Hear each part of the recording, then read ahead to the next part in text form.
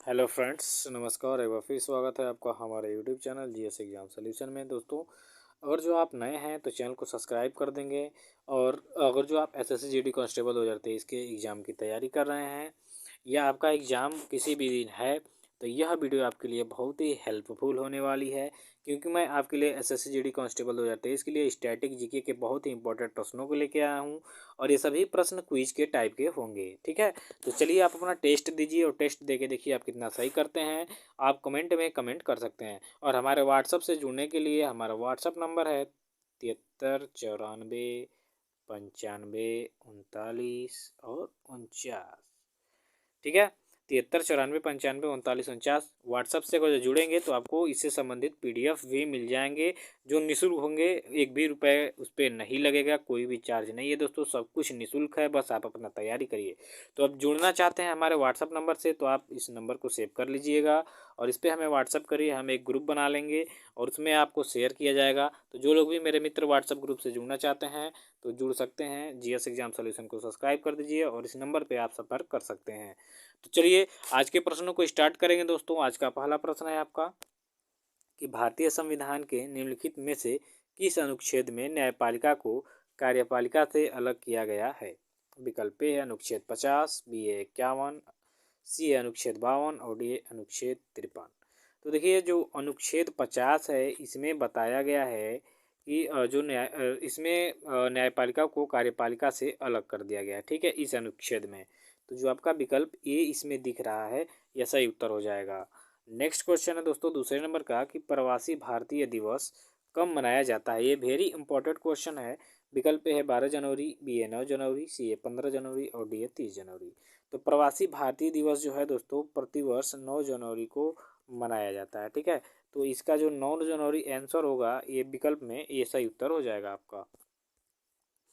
तीसरे नंबर का प्रश्न है कि विद्युत बल्ब का जो फिलामेंट है ये किसका बना होता है। विकल्प ए तांबा का, बी ए जस्ता का, सी ए टंगस्टन का और डी ए क्रोमियम का। तो देखिए, विद्युत बल्ब का जो फिलामेंट होता है वो आपका टंगस्टन धातु का बना होता है। किसका बना होता है दोस्तों? टंगस्टन धातु का। तो यहाँ विकल्प आपका जो सी होगा यह सही उत्तर हो जाएगा।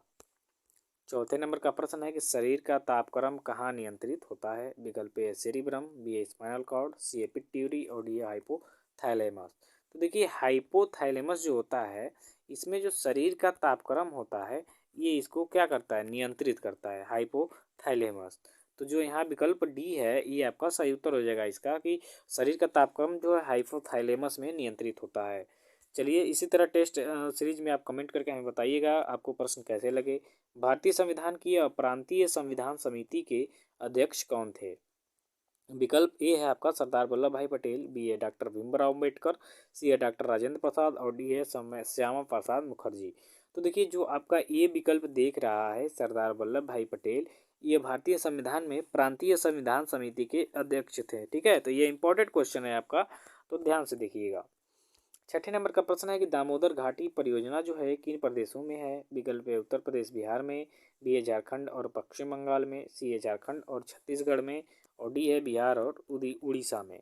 तो देखिए, जो दामोदर घाटी परियोजना है मित्रों, वह आपके झारखंड और पश्चिम बंगाल में यह प्रदेशों में चलती है। तो विकल्प यहाँ बी इसका सही उत्तर होगा। सातवें नंबर का प्रश्न है मित्रों कि गारो पहाड़ियाँ, गारो खासो जयंतिया भी हो जाता है या गारो देखिए पहाड़ियाँ किस भारत के किस राज्य में स्थित है। विकल्प ए असम, बी ए मध्य प्रदेश, सी ए उत्तराखंड और डी है मेघालय। तो जो गारो पहाड़ियाँ हैं दोस्तों ये आपके मेघालय राज्य में स्थित हैं। ठीक है, गारो खासो जयंतिया जो पहाड़ियाँ हैं ये आपके मेघालय में स्थित हैं। तो विकल्प यहाँ डी होगा आपका सही उत्तर। चलिए, आठवें नंबर का प्रश्न है, देखिए बहुत ही वेरी इंपॉर्टेंट है ये, कि मिस यूनिवर्स 2022 के विजेता आर बोनी ग्रेवियल किस देश से संबंधित हैं। विकल्प A Brazil, B a France, C a England और डी ए अमेरिका। तो देखिए, जो हाल ही में मिस यूनिवर्स 2022, इससे पहले 2021 की हरनाथ कौर थी, जो हरनाथ संधू जी भारत की थी। अब जो नई बनी है मिस यूनिवर्स 2022 की, ये अमेरिका की बनी है। कौन बनी है? तो आर बोनी ग्रेवियल। तो यहाँ इसका राइट आंसर अमेरिका होगा। ठीक है, यह अमेरिका देश से संबंधित है। तो यहाँ विकल्प आपका डी हो जाएगा। 9वें नंबर का प्रश्न है कि सुल्तान अजलान शाह जो कप होता है ये किस खेल से संबंधित है। विकल्प A hockey, B a badminton, C a football और डी ए क्रिकेट। तो सुल्तान अजलान शाह जो कप है दोस्तों, यह आपकी हॉकी से संबंधित है। तो यहाँ विकल्प जो आपका ए होगा यह राइट आंसर हो जाएगा। ठीक है, चलिए 10वें नंबर का प्रश्न देखेंगे कि सबसे अधिक नोबेल पुरस्कार प्राप्त करने वाला देश कौन है। विकल्प है इंग्लैंड, बी है अमेरिका, सी है फ्रांस और डी है जर्मनी। तो सबसे अधिक नोबेल पुरस्कार अगर जो जिसे मिला है वह आपका अमेरिका देश है। ठीक है, यह अमेरिका में सर्वाधिक नोबेल पुरस्कार मिला हुआ है। तो विकल्प आपका बी होगा सही उत्तर। 11वें नंबर का प्रश्न है कि अमेरिका की खोज किसने किया था। विकल्प A Vasco da Gama, B a captain Cook, C a Abdul Manid और डी ए कोलंबस। तो अमेरिका की जो खोज है दोस्तों आपके कोलंबस ने किया था। तो जो कोलंबस है आपका ये क्या हो जाएगा, सही उत्तर हो जाएगा कोलंबस। 12 नंबर का प्रश्न है कि आईने अकबरी की रचना किसने किया था। विकल्प ए अकबर, बी ए गुलबदन बेगम, सी ए फैजी और डी ए अब्दुल फजल। तो अबुल फजल ने आईने अकबरी की क्या की थी, रचना की थी। अबुल फजल जो आपके इनके दरबार में रहते थे अकबर के। विकल्प आपका डी होगा। 13 नंबर का प्रश्न है कि संसद का अस्थायी सदन कौन है। विकल्प है राज्यसभा, बी है लोकसभा, सी है विधानसभा और डी है विधान परिषद। तो संसद का जो अस्थायी सदन होता है वो आता है आपका राज्यसभा, क्योंकि यह कभी भंग नहीं होता है। क्यों नहीं भंग होता है दोस्तों, तो प्रत्येक वर्ष उसके 1/3 सदस्य जो होते हैं अवकाश ग्रहण कर लेते हैं, इसलिए जल्द भंग नहीं होता है। तो यहाँ आपका विकल्प हो जाएगा सही उत्तर। 14वें नंबर का प्रश्न है कि गेटवे ऑफ इंडिया कहाँ स्थित है। विकल्प है दिल्ली, बी है मुंबई, सी है लखनऊ और डी है कोलकाता।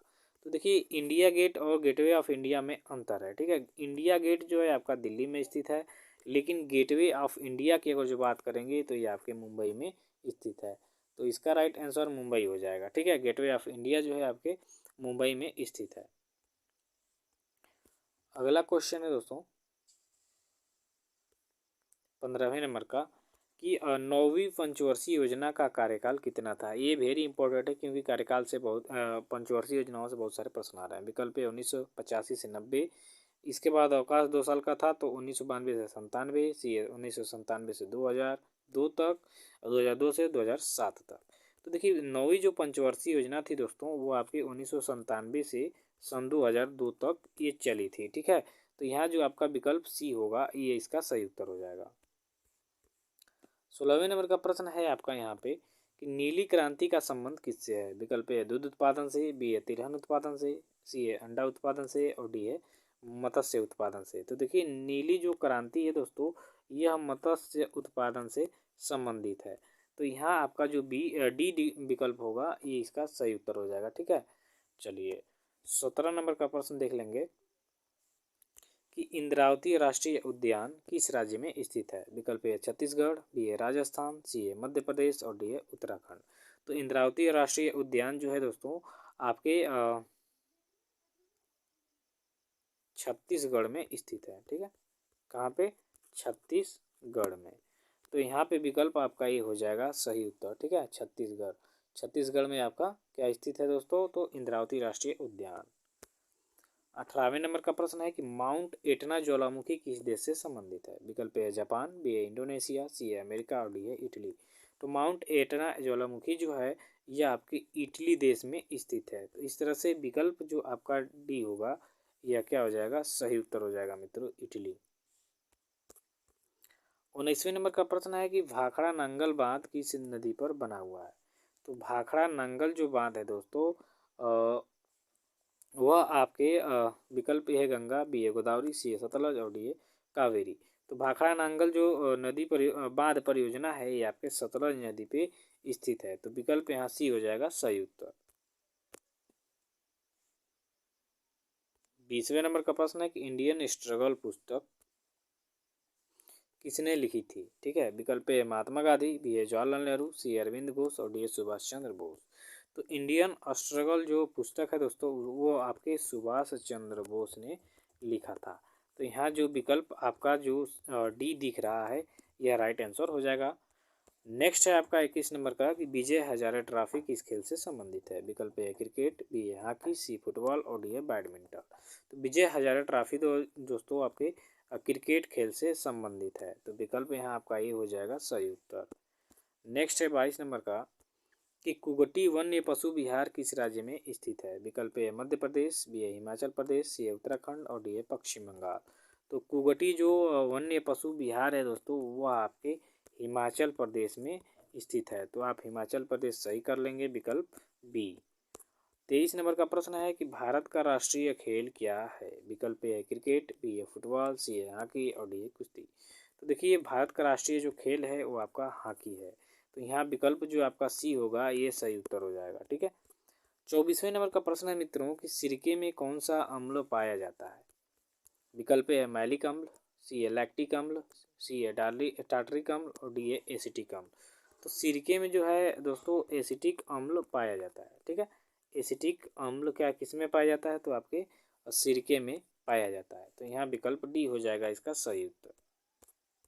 25वें नंबर का प्रश्न है दोस्तों कि केंद्रीय चावल अनुसंधान संस्थान कहाँ स्थित है। विकल्प ए है कटक, बी है देहरादून, सी है आगरा और डी है दिल्ली।